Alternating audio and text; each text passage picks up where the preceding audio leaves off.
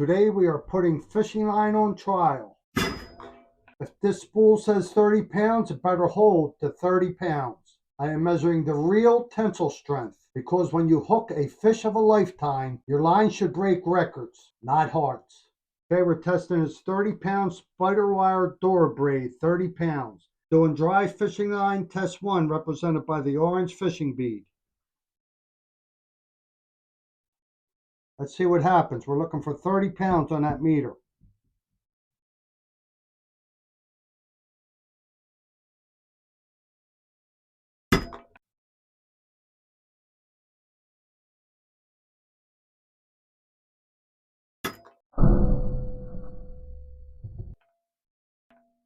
Okay, here you can see the first test with the Spiderwire 30-pound braided fishing line only reached 25.4 pounds of tensile strength. Let's move on to test 2.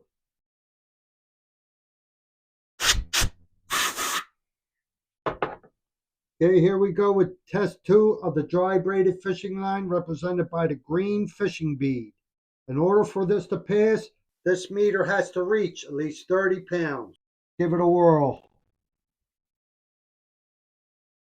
Spiderwire door braid 30-pound braided fishing line, 4-strand.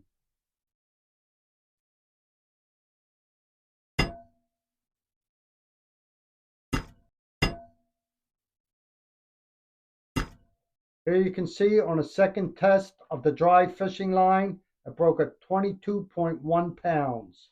And they're telling me this is 30-pound test. So let's see what happens on test 3. Okay, we're doing test 3 of the dry braided fishing line, represented by the blue fishing bead. And remember, after this fishing line here is soaked for 2 hours, we're going to test that. Okay, test 3, dry braided fishing line. Let's give it a whirl.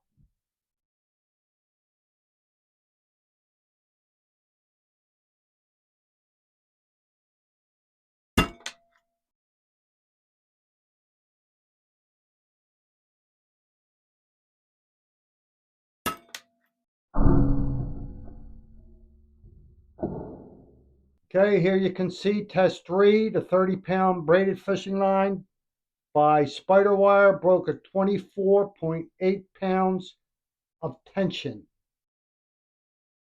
Now let's move on to the wet braided fishing line. Now we're testing the wet braided fishing line. It has been soaking for over 2 hours.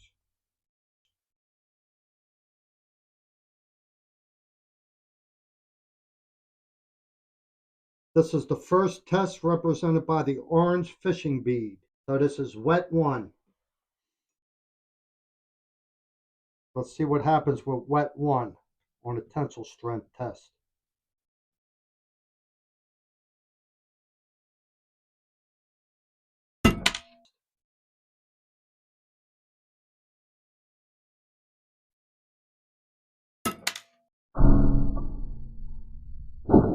Okay, we got the 30-pound braided fishing line,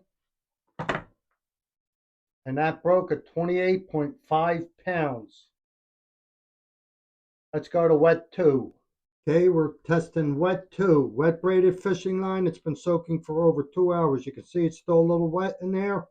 In order for this fishing line to pass, this 30-pound braided fishing line has to reach at least 30 pounds on this meter. So let's see what happens, represented by the green fishing bead, wet 2, wet 2.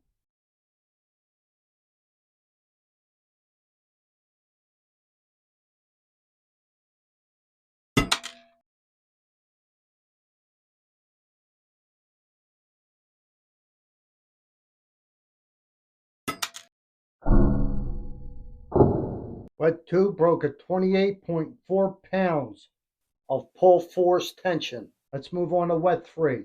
Okay, we're doing the third test on the wet braided fishing line, better known as wet 3, Spiderwire fishing line. Here we go with wet 3.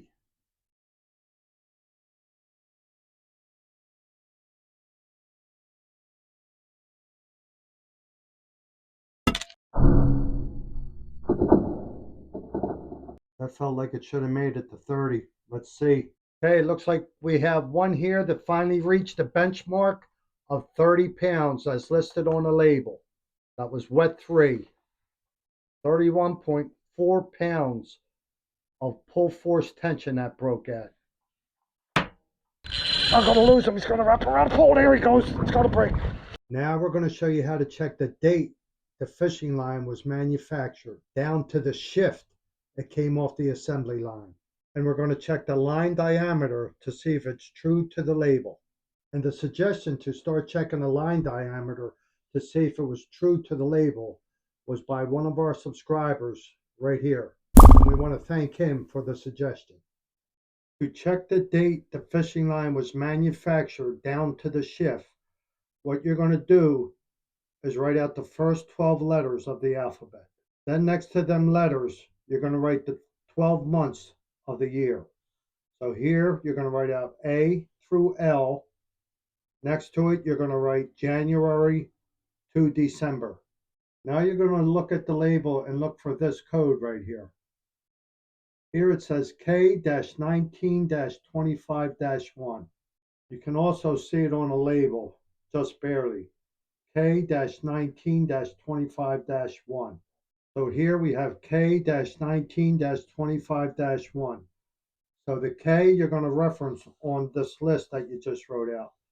So the K is going to be November. The 19 is the day. 25 is the year. And the 1 is the first shift.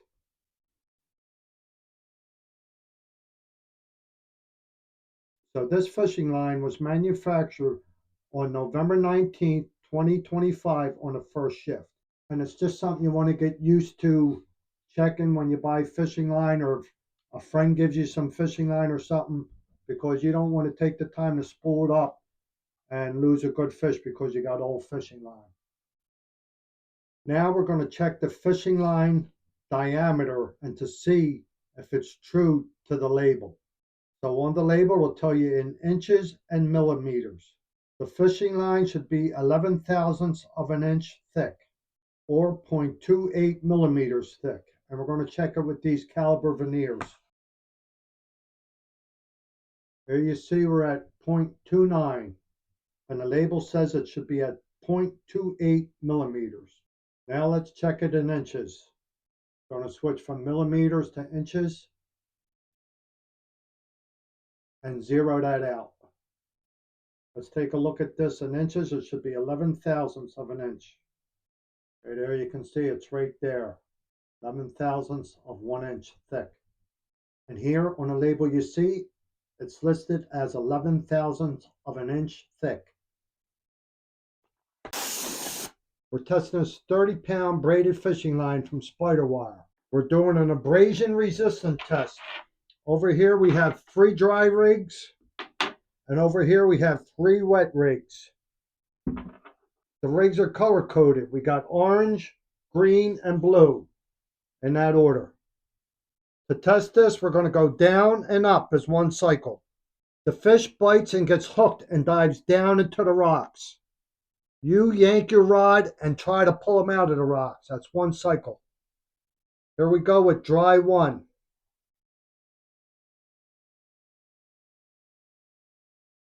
1, 2, 3, 4. 4 cycles on dry 1. Okay, we're going from orange to green. Dry 2 with the green fishing bead.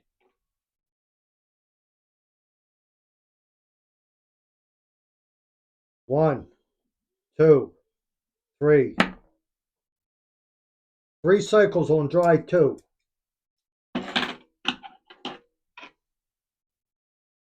Third, we're going with the blue fishing bead. Down and up is one cycle.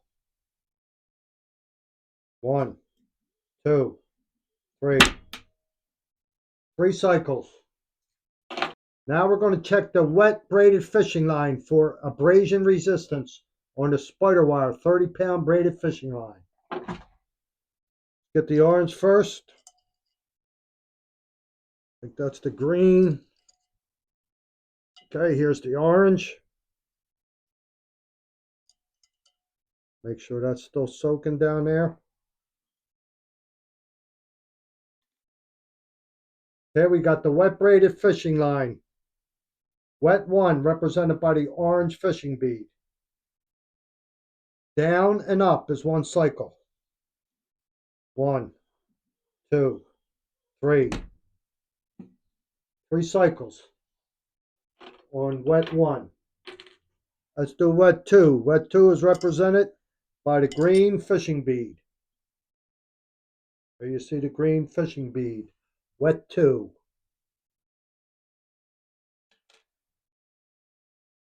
Okay, let's get right into it. 1, 2. 2 cycles on wet 2. Okay, now we're going to do the third wet abrasion resistant test on a Spiderwire 30-pound braided line, represented by the blue fishing bead.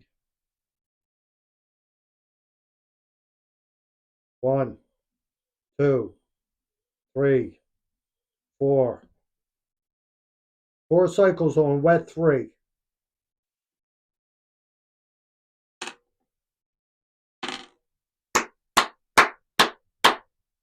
Okay, let's do a quick review on some of the testing we did today. First, we started out with a dry line tensile strength test. So test 1 was 25.4, the second test 22.1, and the third 24.8. When you add them together and divide it by 3, it came out with an average of 24.1. That was slightly below, but I'm not too concerned about that. Like I said, it was dry.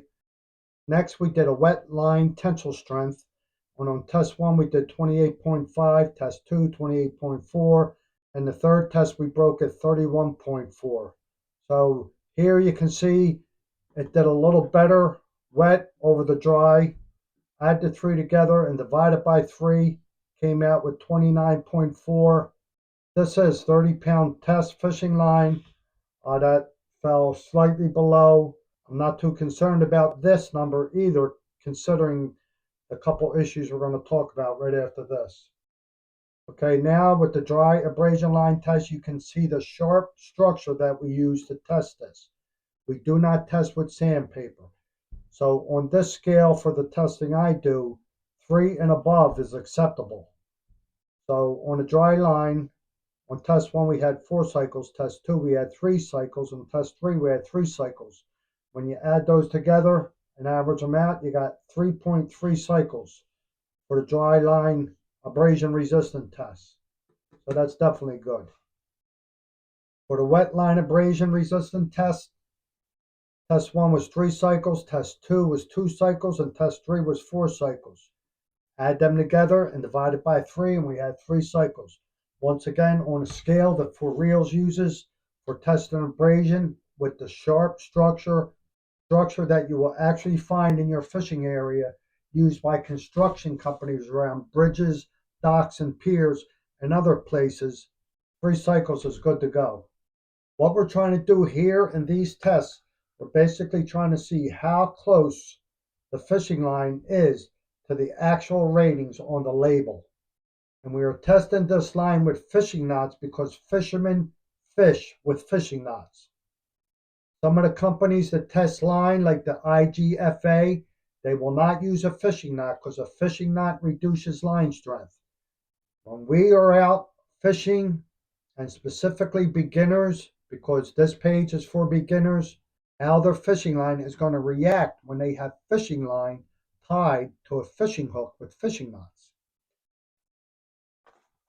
So this was the Spiderwire Dora Braid 30-pound braided fishing line. Next, we're going to test to see if the fishing line strength as far as tensile strength and abrasion is actually true to the label. So let's move on to reaction tackle.